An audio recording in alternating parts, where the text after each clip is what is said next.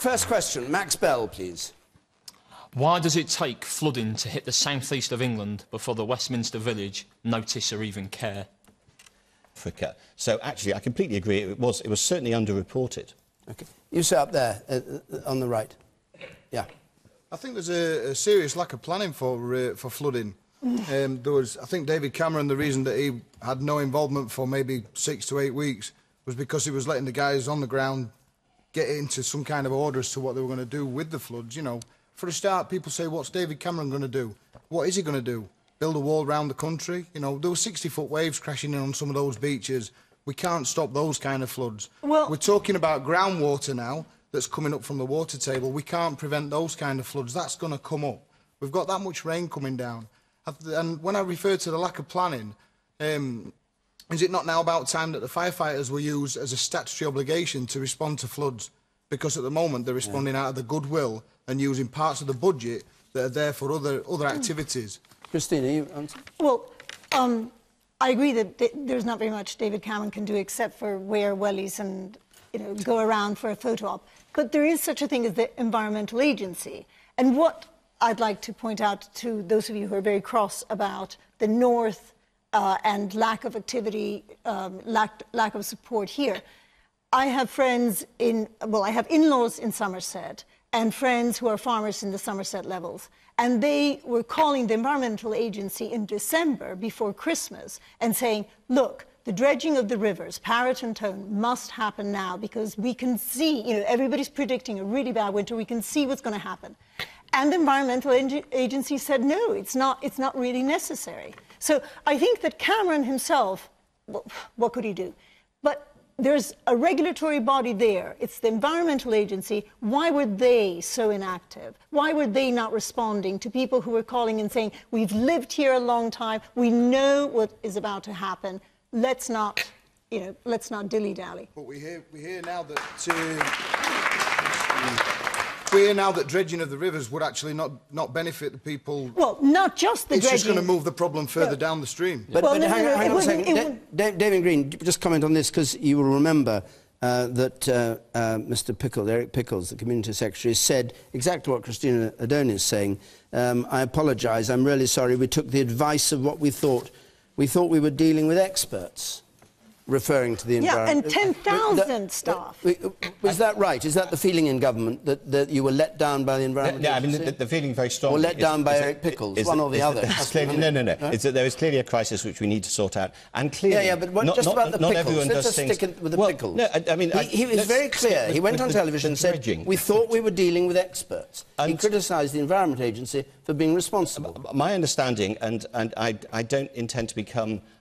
this growing profession of armchair hydrologists, who the nation is now full of people. Just as whenever we go to war, we all become armchair generals, we're now all becoming experts on river flows and hydrology.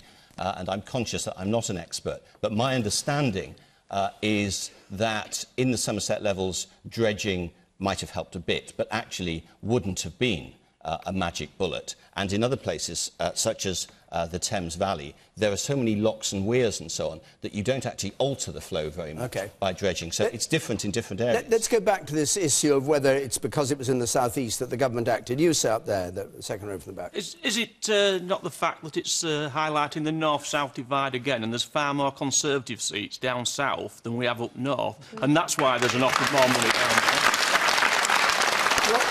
there? Well, I don't think it's a political issue. I think we're missing the point entirely, actually, to tell you the truth.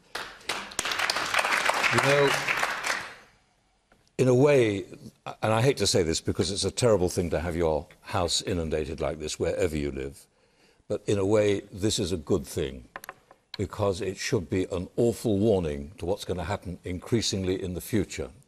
You know, virtually all sensible scientific opinion is clear that we are undergoing climate change, that there's going to be increasingly chaotic weather around the world, overheating in some places like Australia, flooding in places like Bangladesh, which will kill thousands and thousands of people, hundreds of thousands of people.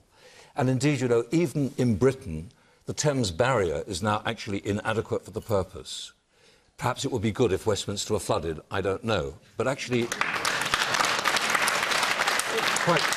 quite seriously, You know, it is shocking to blame any minister or indeed the Environmental Agency. The Environmental Agency certainly has been underfunded, that's very clear, and therefore it couldn't respond in the way it should have done. I think it's regrettable that Chris Smith didn't visit the places earlier as its boss. I think that was a big mistake. But, you know, in a sense, one has to say that really, you know, 1,000 years ago we had King Canute, and in a sense David Cameron's looking a bit like King Canute, you know, looking at the waves which are inevitably going to come in. The sea level has risen by 20 centimetres. We know that there is measured heating. We know that it's changing, and we need to do something about the next generation. For a long time now, scientists have been saying we must look at flooding. It's going to be one of the most serious consequences of heating. It's not just simply that crops dry up or there's a shortage of water. In some parts of the world there will be far too much water. And we're seeing that, I think, at the moment. And, of course, the trouble is we can't prove that that's the case. But the situation is that now, in a place like Lincolnshire, you are desperately vulnerable. I mean, you've already said that. You know, and one of the problems, of course, is that we know from history that you cannot beat nature. If you take reclaimed land, nature may well try and reclaim it again, and that's a big problem. Let's, let me take... Can I return to flooding? There'll be people watching this programme worried that their house is going to flood, so I think it's a serious issue that deserves serious attention. And I just disagree flatly with Janet about wind farms and those who clap saying they're a terrible waste of time. Because if you take Robert seriously, who's, I think, the most distinguished scientist on this panel, and if, therefore, you think it is likely or even very possible that climate change is caused by man-made emissions and that climate change is contributing to these terrible events that we're seeing, then actually having renewable energy to generate our electricity is a good thing. And it's a good thing that we're moving down that route. I agree with that. But I also want to disagree with another point, which is I don't think dredging is always the answer. There are places where, as Richard Benyon, who was formerly a Conservative minister, I'm going to praise the Conservative minister. I think he was a very good environment minister. And one of the things that yes, exactly. And one of the things that he was saying earlier this week was there are many places in this country where if you dredged, you would be doing dramatic damage. It'd be completely a mistake. Yes, you said you didn't want to set yourself up as a professional. I didn't say that. It was him that said that. You don't mind. You don't mind. I'm not setting myself up. I'm just saying that I think you have to have different responses in different places, and that's why you need... But it's not just dredging, it's also maintenance of the hedges, exactly. It was maintenance of the plains. I mean, it wasn't just dredging. All right, let's hear from some more members of our audience, and Robert, I'll come to you in a moment. Yes. Lord Smith said that government funding is only available if you get 800% economic return on money spent. £8 for the pound. £8 for the pound. And that's probably why the Thames Thames Valley easily meets that criteria, whereas we in the rural communities don't. We get 50% less government funding than urban communities, and even in this situation we get kicked in the teeth and say, because you don't give us enough return on investment, you don't deserve help. It's not... You sat there. Hold on. Man with the beard there, you. Yes. Well, given the risk of flooding and that very likely there will be... we can't guarantee funding in the future, do you think it might be negligent or irresponsible of local authorities to grant permission for housing to be developed on floodplains? You think that ought to... Well, do you think that should stop, or it should be... Well, I think there may be... You may have to design... You might be able to design housing to be able to be not so affected by flooding. OK. And the lady in the front here, you... I was just going to say, our council's about to give planning permission for 60,000 homes actually on a floodplain. What's going to happen if they get flooded in the future? Are they going to be able to get insurance?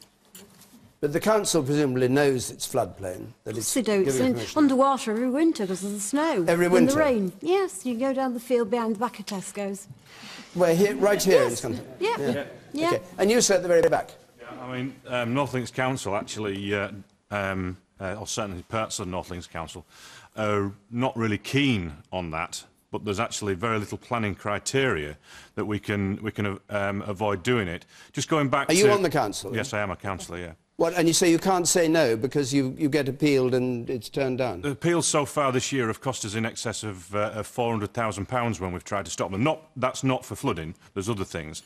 So we try to stop things. But going back to the flooding in Ferriby and Barrowhaven, I was actually down there. I got my feet wet.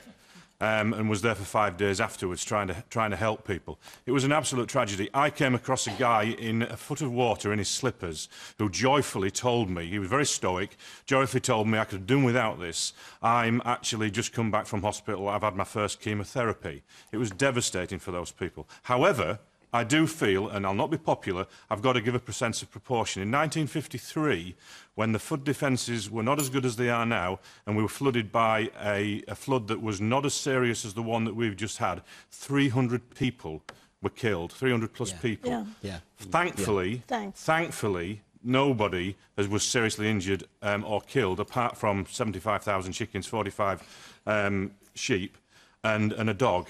Now, in looking at it, and I'm going to give a bit of a plug to the Environment Agency. The Environment Agency in Barton invested a lot of money because we have a haven that comes in, which was the old harbour into Barton. And I was looking over that haven. They did a big civil engineering job there, and it was within 6 inches of the top of it. I remember the grass bank. I was head and shoulders above the grass bank, and I was only on tiptoes just looking over the actual flood defence. You look as if you're about 6'6" tall anyway. I am, yeah. And we would have lost 1,000 houses in Barton if that defence hadn't been there. As it was, we lost 2. Tragic, and I've met both the families, and I've been to the families at Barrowhaven with the local MP. And that's true in other parts of the country as well. We spent £2.4 billion. The previous government spent lots of money after the 2007 floods. So you cut the money. No, we haven't. We're spending more. You cut the money. Let's not have a partisan discussion, Chris. There are people whose lives are under threat. But if you don't spend enough money, but if you don't spend enough money, you're not going to be able to maintain the resilience for the future. Gentlemen, the shocking thing is, I was there, and there was nothing we could do when that flood came over, apart from run away, just like in Bangladesh. The advantage we had, that the next day and the following days, we had the infrastructure to go in there and help people, and we had enough people in the area to also help people.